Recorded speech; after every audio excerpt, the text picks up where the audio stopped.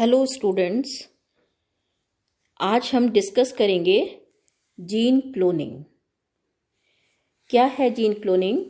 The production of exact copies of a particular gene और DNA sequence using genetic engineering techniques is called gene cloning. तो हम किसी भी gene का या डीएनए की कॉपीज को लेते हैं इसमें और जेनेटिक इंजीनियरिंग के द्वारा हम उसकी क्लोनिंग करते हैं, उसको हम कहते हैं gene cloning. The term gene cloning, DNA cloning, molecular cloning and recombinant DNA technology all refer to the same technique. तो ये सारी टेक्निक जो हैं, जीन क्लोनिंग हम कह सकते हैं इसको, डीएनए क्लोनिंग कह सकते हैं, मॉलिक्यूलर क्लोनिंग कह सकते हैं और रिकॉम्बिनेंट डीएनए टेक्नोलॉजी भी कह सकते हैं। तो रिकॉम्बिनेशन ऑफ द डीएनए जो है वो कहलाता है रिकॉम्बिनेंट डीएनए टेक्नोलॉजी या जीन क्लोनिंग। ये सब क्या है? एक ही टेक्निक है। When DNA is extracted from an organism, all its genes are obtained. In genes cloning, a particular gene is copied, forming clones. तो हम क्या करते हैं? डीएनए को किसी भी ऑर्गेनिज्म से, यानी डिजायर्ड डीएनए जहां से भी हमको लेना है, पर्टिकुलर उस ऑर्गेनिज्म से डीएनए को एक्सट्रैक्ट किया जाता है और उससे जीन्स को प्राप्त किया जा सकता है। उन जीन्स का क्या करते हैं?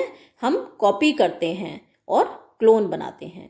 Cloning is one method used for isolation and amplification of gene of interest. तो हमें जो जीन, जिस जीन का आइसोलेशन करना है और उसको ज़्यादा मात्रा में प्राप्त करना है, यानी एम्प्लीफिकेशन करना है, तो उसका हम क्या करते हैं? क्लोनिंग करते हैं। DNA cloning can be achieved by two different methods.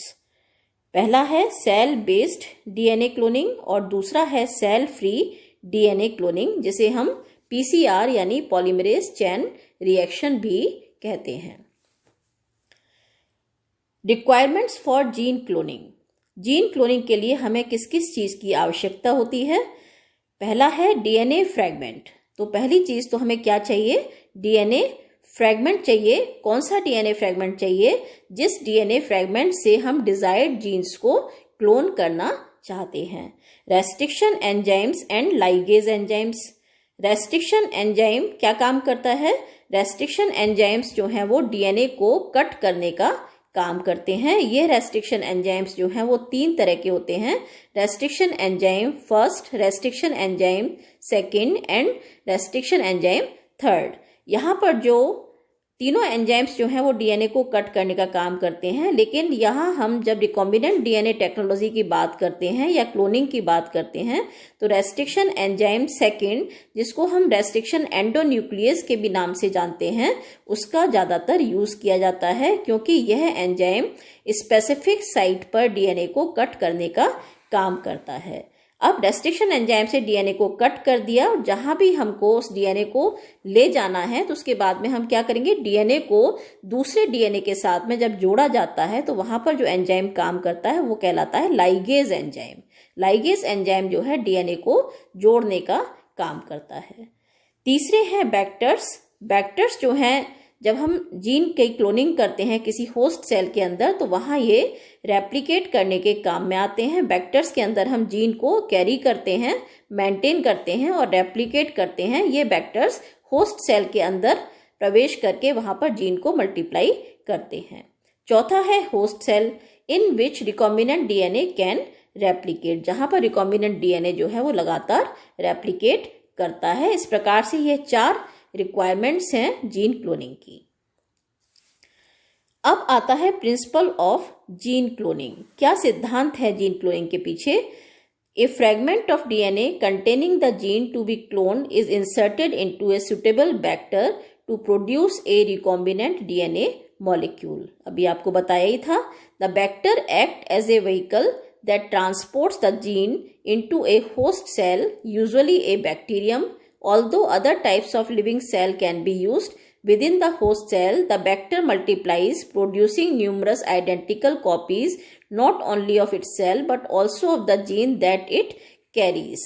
When the host cell divides, copies of the recombinant DNA molecule are passed to the progeny and further bacter replication takes place. After a large number of cell division, a colony or clone of identical host cell is produced.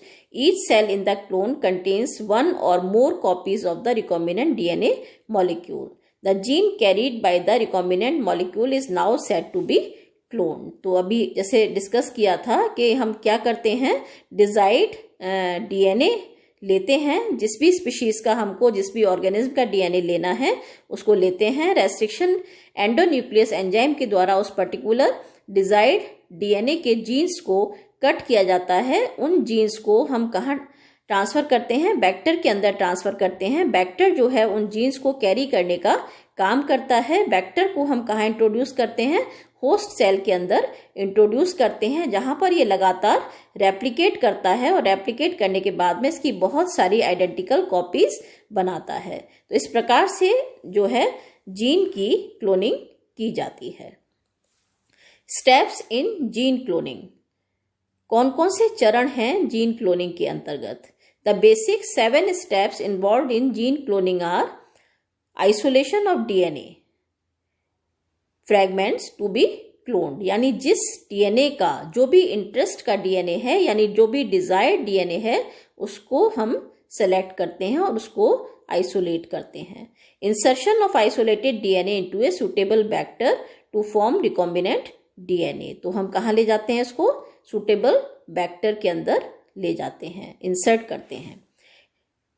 Introduction of recombinant DNA into a suitable organism known as host. अब इस recombinant DNA जो हमने तैयार किया है बैक्टर के अंदर, उसको हम कहाँ ले जाते हैं, होस्ट के अंदर इंट्रोड्यूस करते हैं।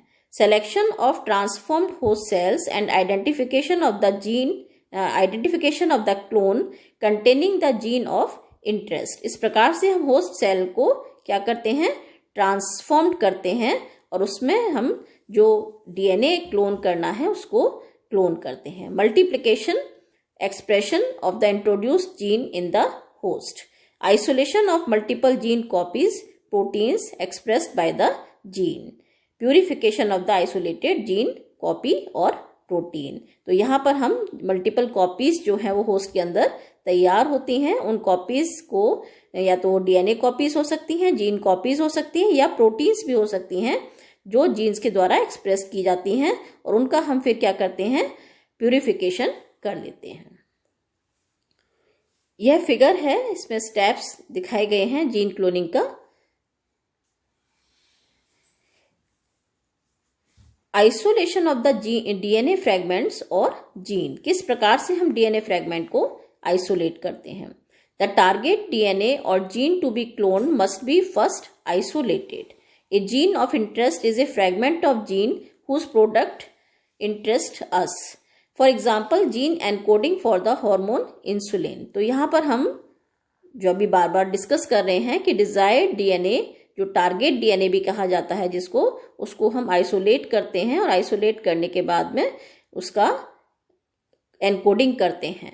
The desired gene may be isolated by using restriction endonuclease enzyme which cut DNA at specific recognition nucleotide sequence known as restriction sites towards the inner region. तो रेस्ट्रिक्शन एंडोन्यूक्लियस के द्वारा हम DNA को specific site पर cut करते हैं। ये restriction endonuclease enzyme जो है वो कई तरह के होते हैं, और कुछ ब्लंट एंड पर कट करते हैं, कुछ इनिशियल यानी 5 प्राइम एंड पर कट करते हैं, कुछ जो है वो 3 प्राइम एंड पर कट करते हैं। तो 3 प्राइम डायरेक्शन वाले, 5 प्राइम डायरेक्शन वाले और ब्लंट एंडेड एंडोन्यूक्लियस एंजाइम्स होते हैं जो डिजायर्ड जीन्स को कट करने का काम करते हैं। समटाइम्स रिवर्स ट्रांसक्रिप्टेज एंजाइम्स में also be used which synthesizes complementary DNA strand of the desired gene using its messenger RNA. Second है सिलेक्शन ऑफ सुटेबल क्लोनिंग बैक्टर। अब हमने जीन को आइसोलेट कर लिया, उसको रेस्ट्रिक्शन एंडोन्यूक्लियस के द्वारा कट कर लिया, उसके बाद में हम क्या करते हैं, सुटेबल क्लोनिंग बैक्टर का सिलेक्शन करते हैं। तो जो भी सुटेबल क्लोनिंग बैक्टर है उसको सेलेक्ट किया जाता है, जिसमें हम उस कैरियर मॉलिक्यूल को जो हमने ऑलरेडी तैयार किया है, जो हमारा जीन है या डीएनए है इंटरेस्ट का या डिजायर्ड डीएनए है, उसको हम कहाँ ले जाते हैं, इसके बैक्टर के अंदर ले जाते हैं और मल्टीपल कॉपीज जो हैं वो प्रिपेयर करते हैं। The cloning vectors are limited to the size of insert that they can carry. Depending on the size and the application of the insert, the suitable vector is selected. तो जो भी हम gene select करते हैं उसका size क्या है, उस साइज के हिसाब से ही हमें वेक्टर को सिलेक्ट करना होता है। The different types of vectors available for cloning are plasmids, bacteriophages, bacterial artificial chromosomes, yeast artificial chromosomes and mammalian artificial chromosomes। ये कुछ वेक्टर्स के टाइप्स हैं जिनके द्वारा हम डिजायर्ड जीन को कैरी किया जाता है। However, the most commonly used cloning vectors include plasmids and bacteriophages beside all the other available vectors। Third आता है essential characteristics of cloning vector। All cloning vectors are carrier DNA molecules. These carrier molecules should have few common features in general, such as it must be self-replicating। यानी cloning vectors कैसे होने चाहिए? self-replicating होने चाहिए, जो host cell के अंदर अपने आप ही replicate कर सकते हैं।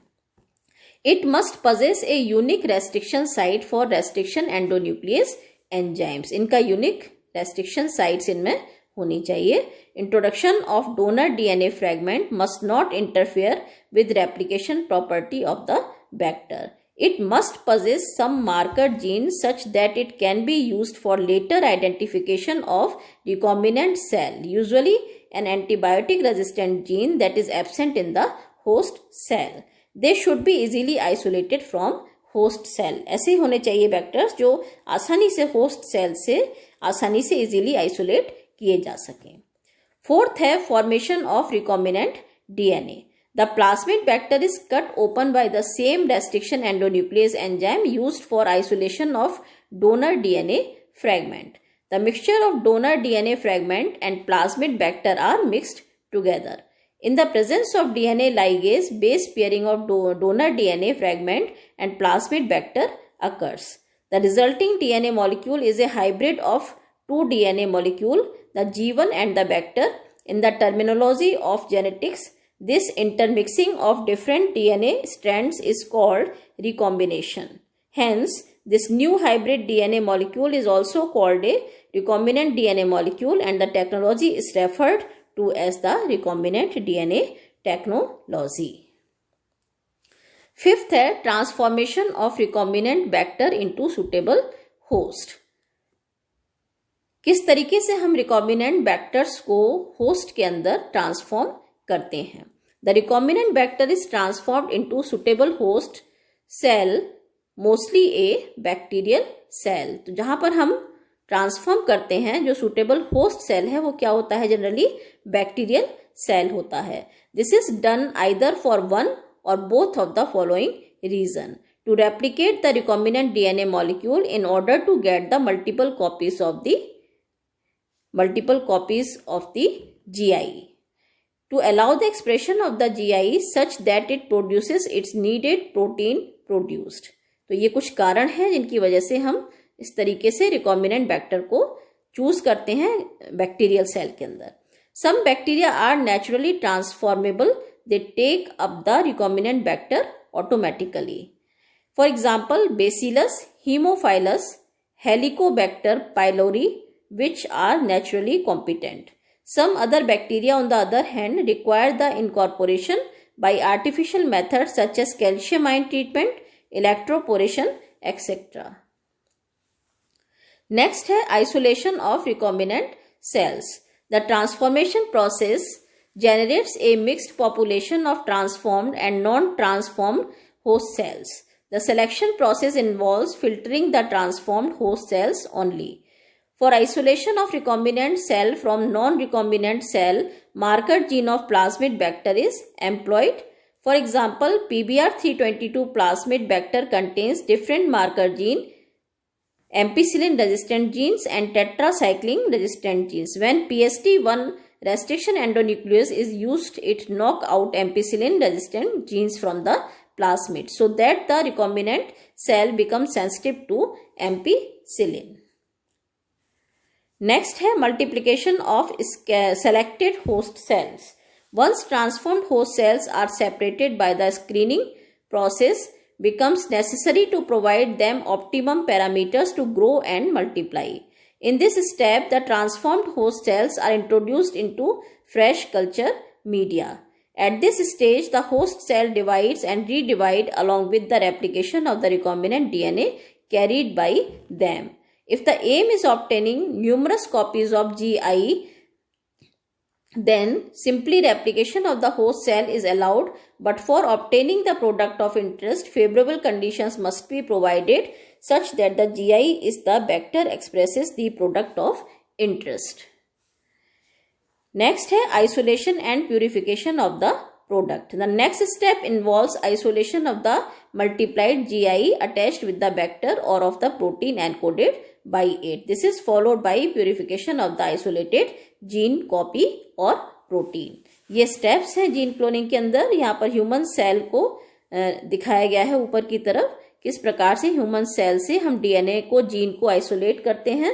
ह्यूमन ग्रोथ हार्मोन का जीन है. ये ह्यूमन ग्रोथ हार्मोन के जीन से हमने कुछ सेलेक्टेड पोर्शन जो है वो जीन का लिया है, जिसको हमने रिकॉम्बिनेंट डीएनए के साथ में इसको मल्टीप्लाई किया है growth hormone, human growth hormone के जीन को. दूसरा जो फिगर है वो दिखा रहा है बैक्टीरियल सेल को.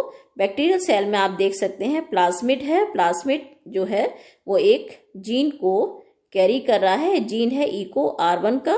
इको R1 से यहाँ से ये रेस्ट्रिक्शन एंडोन्यूक्लियस इको R1 जो है यहाँ से कट करता है. कट करने के बाद में यह बैक्टीरियल सेल जो है वो कहाँ जा रहा है, इसके साथ में हमारा जो ह्यूमन ग्रोथ हार्मोन का जीन है वो इसके साथ में लाइगेज एंजाइम के द्वारा जुड़ जाता है और ये जो है लगातार रेप्लिकेट करने लगता है. और डीएनए का जो इंसर्शन है वो हम देख सकते हैं. ये बैक्टीरियल सेल के अंदर डीएनए का इंसर्शन है और ये जो प्लाज्मिड है वो लगातार इसके साथ मल्टीप्लाई करके ह्यूमन ग्रोथ हार्मोन सेल को भी लगातार मल्टीप्लाई करके सेवरल कॉपीज बनाता है. अब आता है applications of gene cloning. A particular gene can be isolated and its nucleotide sequence determined. पहला एप्लीकेशन है इसका. सेकंड है control sequences of DNA can be identified and analysed. Third है प्रोटीन और एंजाइम और RNA function can be investigated. Mutations can be identified. Example gene defects related to specific diseases. Organism can be engineered for specific purposes.